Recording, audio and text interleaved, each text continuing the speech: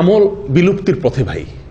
আমরা যারা আলহামদুলিল্লাহ খুঁটে খুঁটে অনেক নেক আমল করার চেষ্টা করি, আলহামদুলিল্লাহ অনেক ভালো ভালো আমল আমরা দোয়া দুরুদ এগুলা করার চেষ্টা করি, তারাও এই আমলটা থেকে অনেক দূরে। এই আমলটা আমরা অনেকেই করছি না। সেটা কোনটা? সেটা হলো আজানের জবাব দেওয়া। মুয়াজ্জিন যখন আজান দেন ৫ ওয়াক্ত নামাজের জন্য, সালাতের জন্য, তো মুয়াজ্জিনের আজানের কি দেওয়া? মৌখিক জবাব দেওয়া। একটা তো সশরীরে উপস্থিত হয়ে জবাব দিলাম, সেটা তো আছেই, কিন্তু আজান যখন দেন তখন মুয়াজ্জিনের সঙ্গে সঙ্গে আজানের বাক্যগুলো বলা, আজানের জবাব দেওয়া মৌখিকভাবে, এটি গুরুত্বপূর্ণ একটি আমল যেটি আমাদের সমাজ থেকে প্রায় বিলুপ্তির পথে। এই আমলটা পুরুষ মহিলা সবাই করতে পারেন, কথা বুঝে আসছে? এবং এটার জন্য ওযুর কিছুর প্রয়োজন হয় না। যে অবস্থায় আমি আছি ওই অবস্থায় শুধু মুখে মুয়াজ্জিন যে বাক্যগুলো বলছেন আমিও সাথে সেই বাক্যগুলো বলতে পারি। বললে আমি বিশাল বড় সওয়াবের অধিকারী হতে পারি। অথচ এটা আমাদের করা হয় না। আজান চলে, আমরা অন্য কোনো মনস্ক থাকি। হয়তো আমি নামাজ পড়তে আসবো, মাশাআল্লাহ ভালো, কিন্তু ওই যে জবাব দেওয়া দরকার ওই সময় হয়তো আমি কোনো কথা বলছি, কোনো কাজে ব্যস্ত, অথবা অন্য মনস্ক, অথবা কোনো কাজ নাই কিন্তু জবাব দিচ্ছি না। এরকম না হয় বেশিরভাগ ক্ষেত্রে? প্রিয় ভাইরা, আজকে আমরা জেনে নেই যে আজানের জবাব দিলে কি লাভ হয়, কি লাভ হয়। সুবহানাল্লাহ, যে বিশাল ফজিলত এই আজানের জবাব দেওয়ার জন্য রয়েছে নবী সাল্লাল্লাহু আলাইহি ওয়াসাল্লাম ঘোষণা অনুযায়ী, তা শুনলে আমরা আর কখনোই আমলটা ছাড়বো না ইনশাআল্লাহ। দেখুন, প্রথম কথা হলো আজান যিনি দেন তার সওয়াব কি? তার সওয়াব তো অনেক। কিয়ামতের দিন তার গর্দান থাকবে সবচাইতে উঁচু। গর্দান থাকার অর্থ হলো সে সবার উপরে থাকবে। বুঝা আসছে কথা? সম্মানিত যে, এটা বোঝা যাবে। বুখারীর হাদিসে আসছে নবী সাল্লাল্লাহু আলাইহি ওয়াসাল্লাম বলেন, লাউ ইয়ালামুন নাস মা ফিন নিদা ওয়াস সাফিল আউয়াল লাস্তাহামু।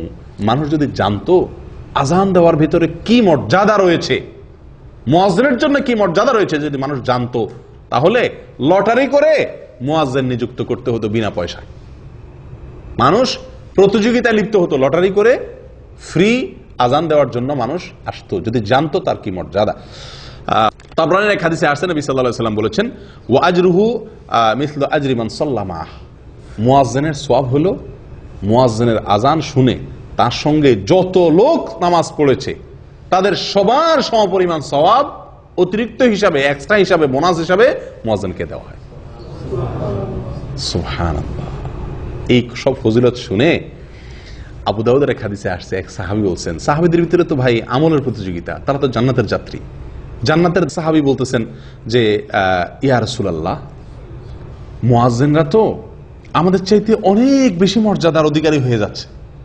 হ্যাঁ, আজান দিয়ে সব মসজিদ পড়তে সব লোকের সমাপনা সব এক্সট্রা সে পেয়ে যাচ্ছে, আমার তো এটা পাওয়ার সুযোগ নেই, আর সবাই তো মুয়াজ্জিন হওয়ারও সুযোগ নেই।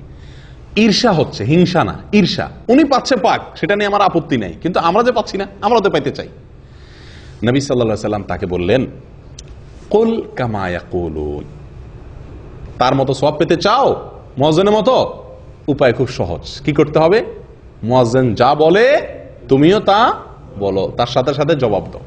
মুয়াজ্জিন যখন আল্লাহু আকবার বলবে, পুরা পাড়ার সমস্ত মানুষ যারা আমরা শুনছি সবাই আমরা সঙ্গে বলবো কি? আল্লাহু আকবার। যখন মুয়াজ্জিন আশহাদু আল্লা ইলাহা ইল্লাল্লাহ বলবে, আমরা কি বলবো? আশহাদু আল্লা ইলাহা ইল্লাল্লাহ। যখন মুয়াজ্জিন আশহাদু আন্না মুহাম্মাদুর রাসূলুল্লাহ বলবে, আমরা কি বলবো? অনেকে মনে হয় সাল্লাল্লাহু আলাইহি ওয়াসাল্লাম বলে, না, কি বলবো এখানে? আশহাদু আন্না মুহাম্মাদার রাসূলুল্লাহ। স্বয়ং নবী সাল্লাল্লাহু আলাইহি ওয়াসাল্লাম এইভাবে শিক্ষা দিয়েছেন এবং সহিহ মুসলিমে আছে, ইযা ক্বালা আশহাদু আন্না মুহাম্মাদার রাসূলুল্লাহ ক্বাল আশহাদু আন্না মুহাম্মাদার রাসূলুল্লাহ। সহিহ মুসলিমের হাদিস।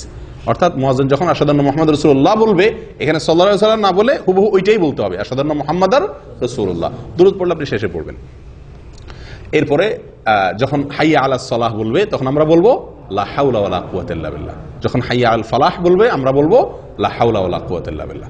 আল্লাহু আকবার বলবে, আল্লাহু আকবার বলবো, লা ইলাহা ইল্লাল্লাহ বলবে, আমরাও লা ইলাহা ইল্লাল্লাহ বলবো। এই যে মুয়াজ্জিনের সাথে সাথে আজান এর বাক্যগুলো বলা, জবাব দেওয়া, সঙ্গে সঙ্গে মুয়াজ্জিন বলবেন, আমরা বললাম, তিনি বললেন আল্লাহু আকবার, তারপরে আর কি, সঙ্গে সঙ্গে বলতে তার পরপর।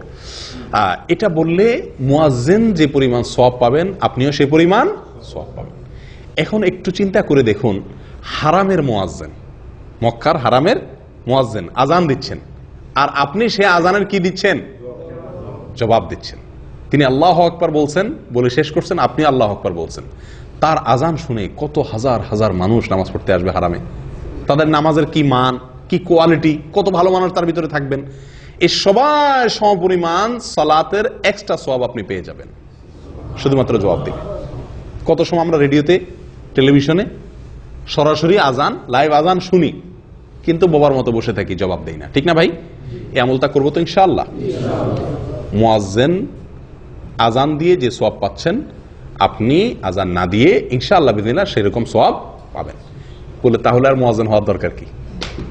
না ভাই, মুয়াজ্জিনের যে কষ্ট, একেবারে হুবহু তার যে মর্যাদা, সেটা তো আপনি পাবেন না। সওয়াবের পরিমাণ হয়তো সেটা হবে, কথা বুঝে আসছে? মর্যাদা হুবহু সেটা হবে না। আপেলের চাইতে টমেটো বা এরকম আরো অনেক কম দামা জিনিস, এগুলো দেখা যায় ভিটামিন বেশি থাকে, কিন্তু ভিটামিন বেশি থাকলে কি দাম সমান হবে? স্বাদটা একরকম হবে না।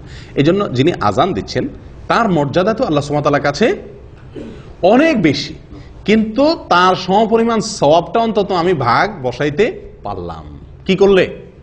আজানের জবাব দিলে। দেব তো ইনশাআল্লাহ।